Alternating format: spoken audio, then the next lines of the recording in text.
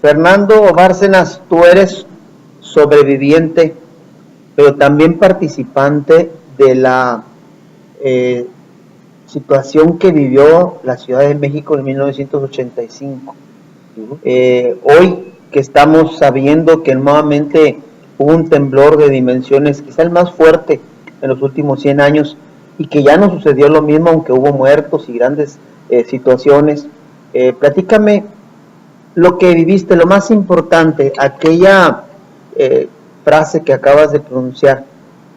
Los que estábamos vivos sabíamos que teníamos que ayudar. Sí. Platícame sobre eso.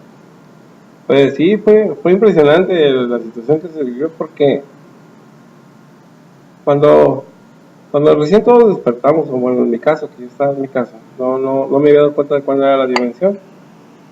Había sentido el temblor para mí, que era un terremoto y todo.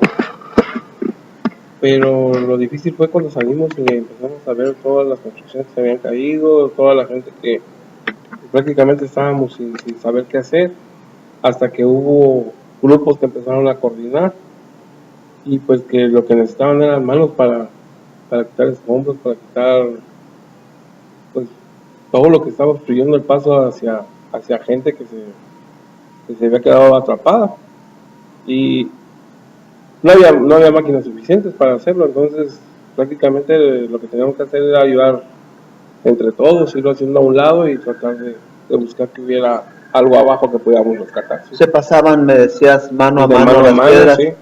Sí, porque no había espacio, había demasiados edificios de ruidos. Entonces, hasta supongamos que para el edificio que había quedado muy a la orilla, a lo mejor la máquina se hubiera podido hacer algo, que tampoco era recomendable, porque la máquina no podía hacerlo hasta que ya se determinara que no había nadie abajo. Pero rescates tuvieron que ser mano a mano. Tuvo que ser así. ¿A cuánta gente rescataste en el 85 tú, Fernando? Así como nosotros como personas no la rescatamos, más bien quitamos escombros.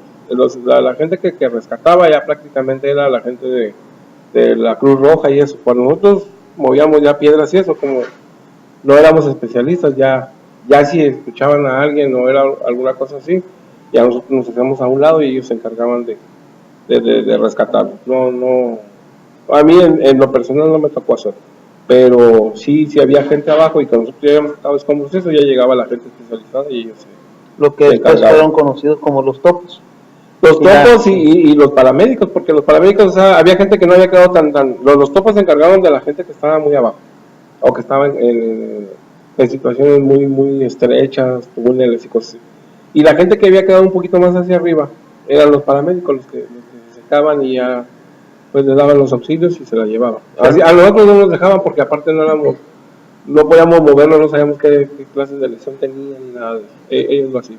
Oye, Fernando, ¿y a ti te tocó, porque tu familia era de carpinteros, que tu hermano ¿sí? Con un tortón llevaba madera, y entonces hacían ustedes entre toda la familia los cajones de manera rústica, y luego iban a dónde a recoger los cadáveres? Del Seguro Social. Ahí concentraron los cadáveres. Sí, yo no sé exactamente nada más ahí, pero nosotros nos tocaba ir para allá. Y ahí íbamos y buscábamos. Ahí. Llevaban un tortón de madera a tu casa. Sí. Y salían con los cajones. En el mismo torno armábamos los cajones. No eran ataúdes, eran cajones. Me decías que ponían cientos o miles, no sé cuántos cadáveres en una. Sí, los ponían ahí en el parque, los ponían en el parque para que la gente diera vueltas y tratara de identificar a alguien. Cuando ya pasaba determinado tiempo y que no se les reconocía, pues ya nos encargábamos nosotros. Y los iban a tirar prácticamente a los basureros, ¿no? Sí, porque no había forma de darles sepultura a todo, pues era demasiada gente. ¿Cómo cuántos cuerpos llevaron así a prácticamente a tirar, porque ya no había espacio? En cantidad quién sabe, pero sí fueron muchos viajes. O sea, muchos viajes. ¿Estás refiriéndote de que el tortón estaba lleno de cadáveres? Sí, o sea, era hacer los cajones, ir a recoger y ir a tirar, volver a llevar madera, volver a hacer cajones, y pues así era lamentablemente lo que teníamos que hacer. Aparte se puede decir, a lo mejor no suena muy humano, pero era parte de la limpieza que se tenía que hacer en ese momento, porque si no podía provocarse una epidemia, ¿no? Sí, era una cuestión muy peligrosa, pues dejar a toda la gente. No sabemos de qué tanta magnitud, porque no soy especialista en nada tampoco, pero pues sabemos que si un cadáver se queda a la intemperie, pues empieza a generar algún tipo de enfermedades. Oye, Fernando, y la gente se volvió mucho más solidaria, ¿no? Sí. Y también el gobierno ocultó muchas cifras de miles de personas. En realidad, decías tú que no se dio a conocer una realidad que tú te tocó. No, ni minimizó el gobierno. Sí, ni por cerca yo creo que hayan dado una cifra así como la que fue, porque en todos los lugares donde nos tocó a nosotros acercarnos fueron edificios completos que se vinieron abajo, y por la hora, por el horario en el que se presentó, mucha de la gente no había salido de su casa todavía, entonces ahí mismo quedaron. Y eran complejos enormes, pues, o sea... Tlatelolco, por ejemplo, sí, decías Tlatelolco. Yo vi partes que quedaron así, prácticamente baldías, dentro de la unidad, y la unidad estaba completa, pues entonces me imagino que dentro de cada uno de esos complejos había, pues, no puedo decirte una cifra en sí porque no lo conocía por dentro, pero por lo menos decían demasiados departamentos, personas, sí, ¿no? yo creo que sí. Oye, Fernando, y me dices que a fin de cuentas te tocó ver que al no poderse rescatar tantos cuerpos, pues las máquinas se llevaban junto con el escombro los cadáveres, ¿no? Sí, es que los edificios cuando se vinieron, cuando colapsaron, pues eso no había que ser muy experto para saberlo, o sea, si se vinieron y eran de 20 o de 15 pisos y quedaron prácticamente hasta ras de piso, pues era obvio que venía mucha gente del intermedio, y esa gente ni siquiera se les pudo hacer nada, o sea, quedaron aplastados, totalmente destrozados. Prácticamente, sí. Fernando, evidentemente para quienes estuvieron en el Distrito Federal, y en este caso tú, que también te tocó estar cerca de San Juanico, pero volviendo al caso del sismo de 85, fue algo impresionante el hecho de que pudieran de alguna manera colaborar, ayudar, y se llevaban inclusive los escombros con la gente ya, ¿no? Sí. Porque ya no había manera de rescatarlos. Ya hubo un momento en que prácticamente se perdieron las esperanzas de localizar gente. Sí se actuó con rápido, todo lo que se puede decir, pero ya cuando llegó el momento que sí ya se terminó que no se podía hacer más, sí ya empezaron a levantar parejo, pues, con las máquinas, y sí iba gente ahí en medio, lo más seguro, porque no podíamos quitar todo, a pesar de que sí eran muchos los que se hacían.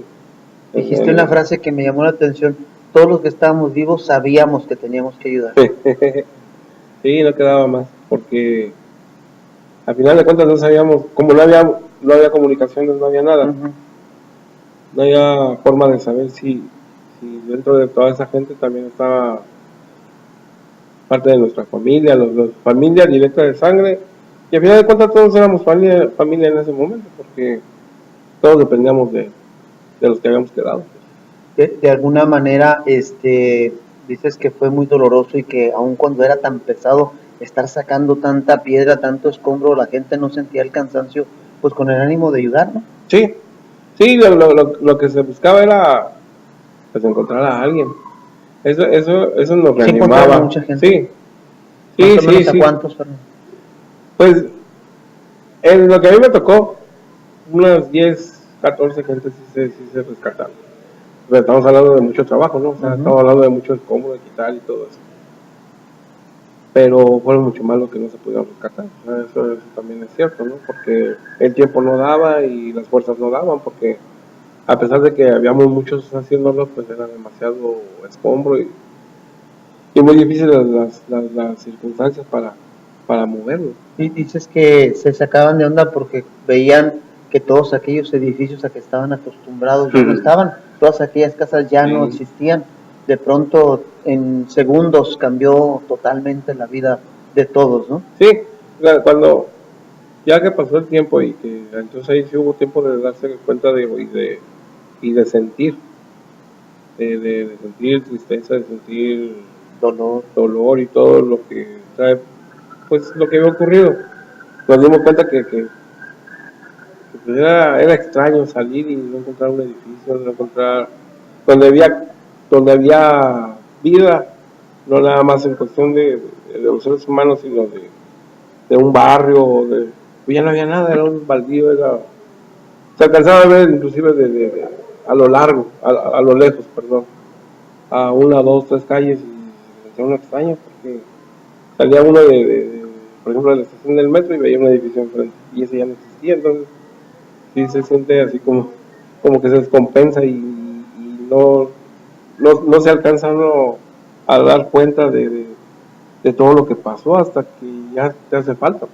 Fernando, la corrupción, a diferencia, ¿no? Que antes permitían que construyeran como quisieran, de la manera que sin reglamentos y sin nada, Sí. dame una lana y así como que eso fue lo culpable para que mucha gente muriera, ¿no? Y ahora en este Sí. sismo ya no se vio tanto daño en las estructuras, ¿no? No, porque sí se reglamentó, se tuvo que haber modificaciones porque aparte de las condiciones geográficas de la Ciudad de México, que está prácticamente un lodazal por debajo de la ciudad, todos sabemos que había un lago.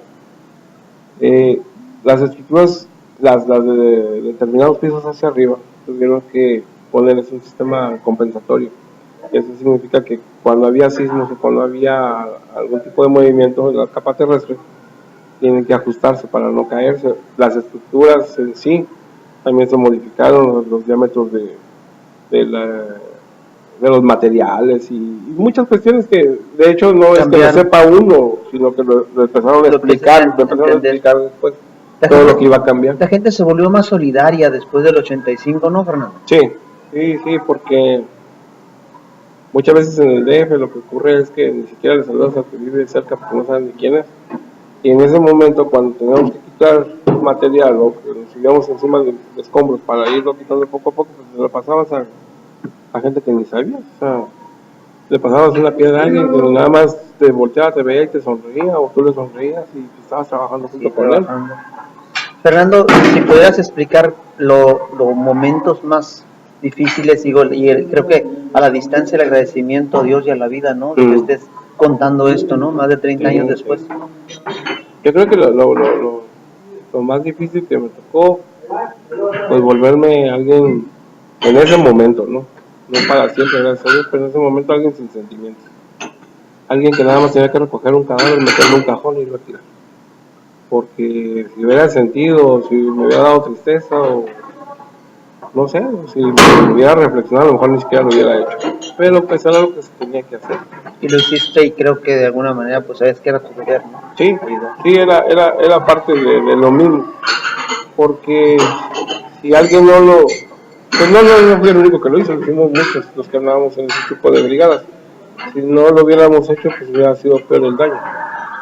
Y al final de cuentas, pues era parte de la misma limpieza que tenía que hacerse, ¿no? Claro. Te agradezco, Fernando. ¿Me repites tu nombre? José Fernando Bárcenas Martínez. Gracias.